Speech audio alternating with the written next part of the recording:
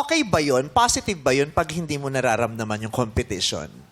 Yung wala na, hindi competition yung nararamdaman ko kasi friends kami. Is it positive? Siguro yung road to being a winner, baka hindi. Pero ang ganda rin kasing attitude na hindi mo tinitignan siyang contest, kundi pagkakataon na ilabas yung best mo. So in that sense, parang mas gusto ko yun na they're not here to win, they're here to give their best. Oh, ganda. Maganda talaga kausap si Between. Diba? Yan yung classmate mong papipirmahin mo talaga sa slam book kasi maganda yung dedication niya. Mahaba. Oo. At At saka, sa kanya ka makakakuha ng motto na hindi mo narinig sa iba. Yes. Tama. Pwede ilagay sa yearbook. Yes! Tara, yearbook ka. Nasa slam book nga lang ako. Mas social sa'yo yung yearbook. Ikaw naman, Leira. Sinong pinaka-close mo sa inyong pangkat?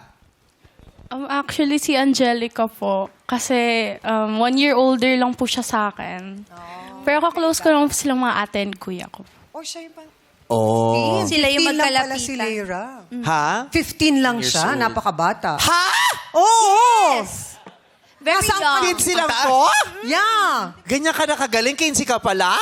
My Imagine God, mo. ako Diba? kasi nung 16 ako, supermodel na ako. Diba? Oo, supermodel. Tapos 17, na-rehab na ako nung 17. Tapos 18, nag-relapse ako. Uy, walang ganong kwento si 19 na, nanay. wala na ako ng pag-asa. 20, pre-over ako ng nanay ko. Parang Oo, ano? 21, in-exercise ako. Ganun ang mga nangyari Ang sa dami. akin. Dami. Tapos lahat pangit. Bakit yung nangyari sa akin? Walang positibo may nangyari sa- exorcism na tayo. Ay, matalino kang bata. Yes. 2 beses accelerated. Oh. Hey! Kasi nga, yung nanay ko malapit sa PTA.